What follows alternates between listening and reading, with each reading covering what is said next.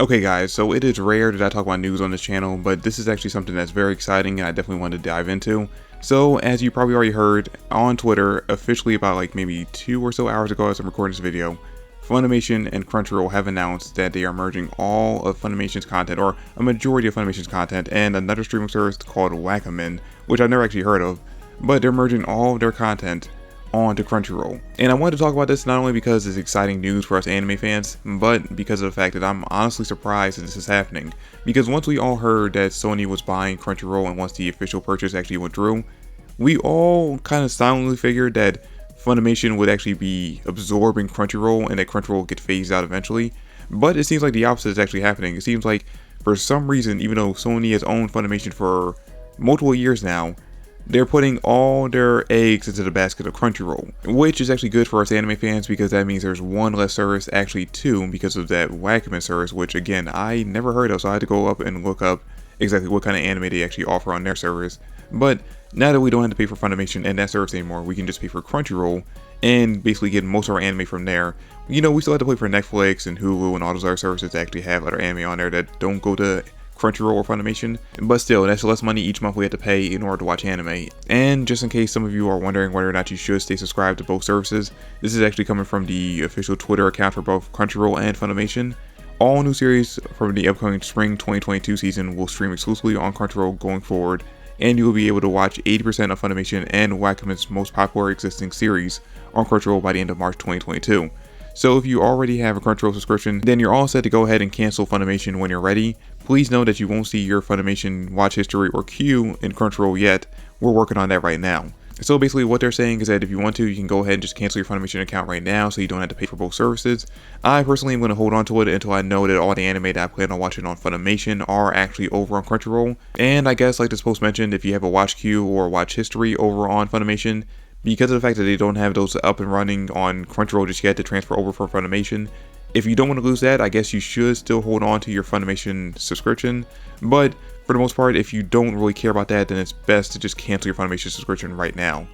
But yeah guys, going forward, we now only have to pay for Crunchyroll, not both services. Which, in my opinion, is actually very surprising because I was under the impression, because of the fact that Sony had worked with Funimation for so long, they owned them for so long, that Crunchyroll will be the one being absorbed into Funimation, not the other way around. And if I'm being honest, the only reason I can think of as to why Sony would actually back Crunchyroll instead of Funimation is that Funimation must not be bringing in as much money as Crunchyroll does, which is surprising because year after year, it seems like Funimation was actually getting the better anime, at least in most people's opinion, or at least when I'm going through the Crunchyroll forums to see exactly what anime is being brought onto Crunchyroll each season, it seemed like people were saying that the most popular anime or the most looked forward to anime each season were going to Funimation.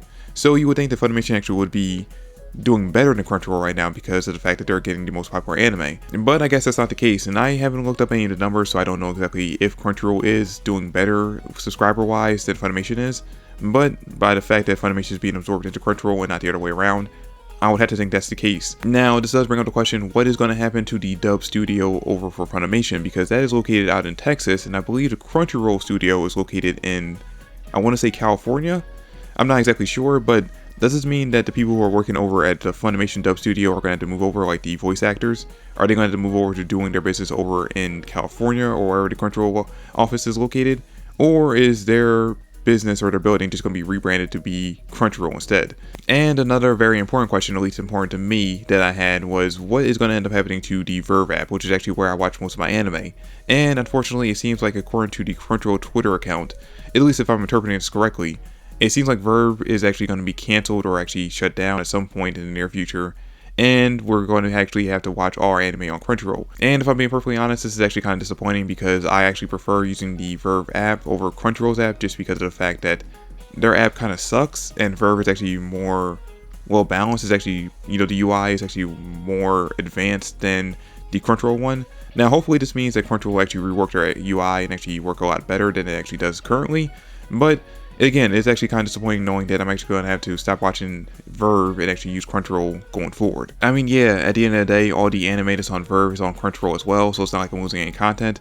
But still, the VRV app is just so much better than the Crunchyroll one. I'm hoping that with them actually shutting down VRV at some point, that Crunchyroll will rework their app so it actually works better, but I'm not holding my breath. But anyway guys, that's it for the video. Thanks for watching. I hope you all enjoyed. Let me know in the comment section down below what you guys think about the fact that Funimation is moving pretty much all their anime over to Crunchyroll in the near future, and how you feel about that. That's it for the video guys. Thanks for watching, and I will catch you all in the next one. Peace.